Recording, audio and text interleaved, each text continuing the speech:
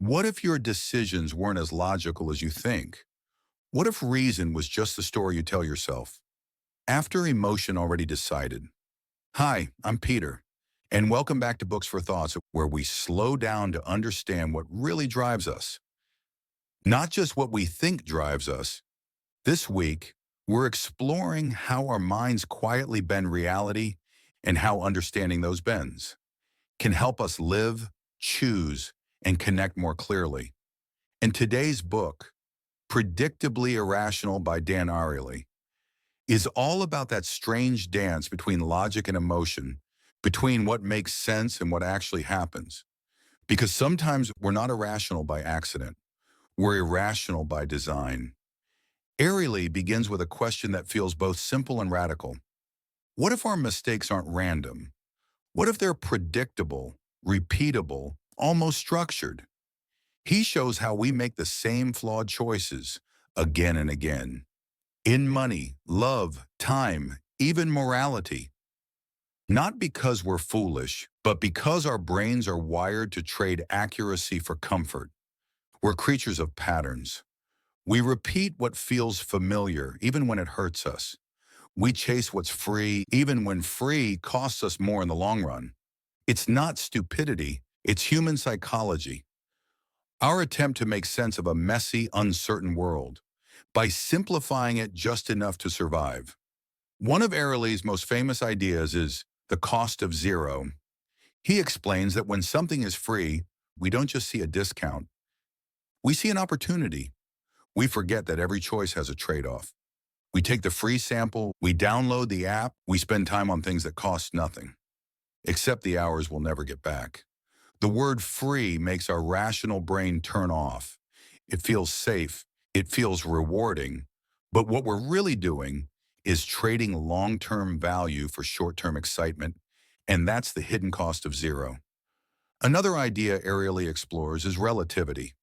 We don't know what we want until we see what's next to it. A house doesn't look expensive until you compare it to another one. A job doesn't feel fulfilling until someone else's looks better. We're not guided by absolute truth. We're guided by contrast. Ariely once described how marketers use this perfectly. Show someone two similar items and a third, slightly worse one, and the buyer will pick the better of the first two. We rarely choose based on logic, we choose based on context. And that context is almost always designed by someone else. Then comes a question that hits close to home. If we know better, why don't we do better? Why do we eat the cake, scroll the feed, delay the work, even when we promised we wouldn't? Ariely calls this the problem of self-control. Our short-term desires are louder than our long-term goals. We think we're making choices in the moment, but most of the time, we're negotiating with temptation, and the most dangerous illusion is believing that willpower alone can save us. Because in reality, discipline isn't about strength. It's about structure. The people who seem most self-controlled are often the ones who've designed their lives, so they don't have to test their willpower every minute. They know that the mind is a negotiator, and they build systems that protect them from themselves. One of Ariely's final insights in this part is how our expectations literally shape experience. If you think a wine is expensive, it will taste better, even if it's not. If you believe a pill will work, your body often reacts as if it did.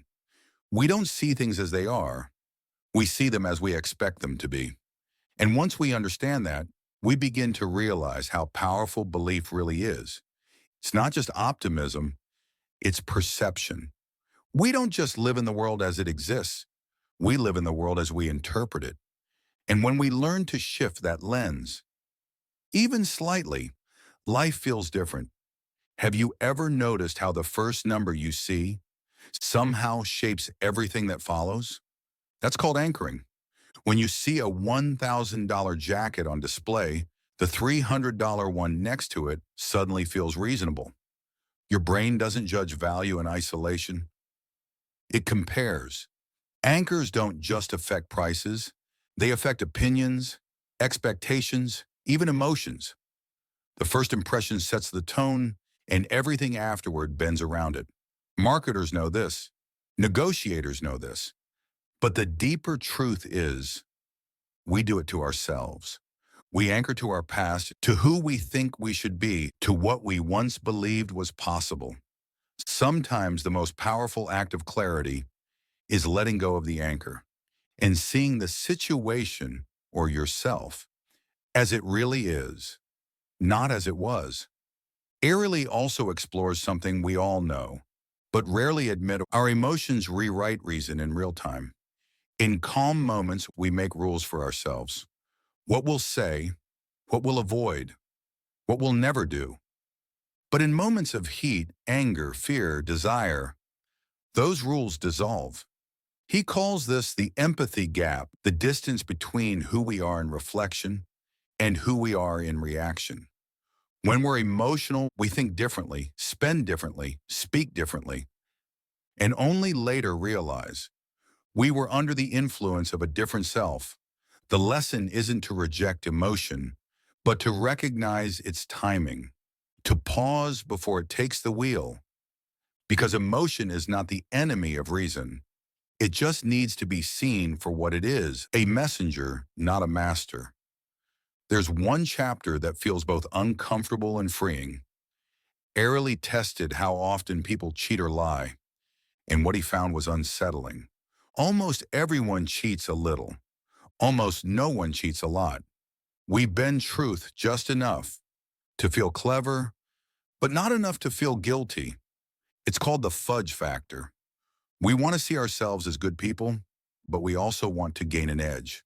So we rationalize, minimize, justify, and we tell ourselves it's not that bad. But honesty, Ariely suggests, isn't about perfection. It's about awareness. When you can see your own bias to justify, to tell half-truths to yourself, you become less likely to do it to others. Real integrity isn't about never being irrational. It's about knowing when you are and choosing differently next time. So what does it mean to live wisely, knowing that we are predictably irrational?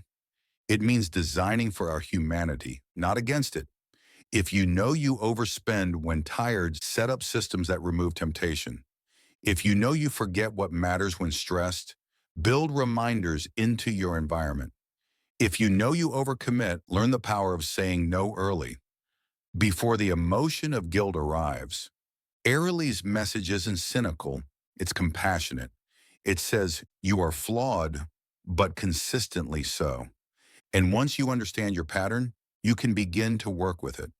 To use your predictability as a kind of wisdom. At the end of Predictably Irrational, Ariely leaves us with a quiet invitation to live consciously, not perfectly, to understand that being human means living in tension between logic and feeling, between who we want to be and who we sometimes are. The goal isn't to think without bias, it's to notice it, to catch the moment when your brain tries to tell a story too simple to be true. Because awareness, repeated often enough, becomes wisdom. And wisdom, practiced long enough, it becomes character. So the next time you find yourself wondering why you said yes when you meant no, or why that small choice felt bigger than it should, remember this. Your mind is trying to help you make sense of life. It just needs you to listen a little more slowly. If that reflection resonated, pick up a copy of Predictably Irrational by Dan Ariely. It's a reminder that understanding your flaws is the first step toward using them wisely. And if you enjoy exploring the quiet side of human behavior, don't forget to like, comment, and subscribe to Books for Thoughts, where we bring you gentle breakdowns of the books that teach us how to think, feel, and live with a little more awareness. Until next time, stay curious, stay kind to your mind, and remember your irrationality isn't a weakness, it's a map.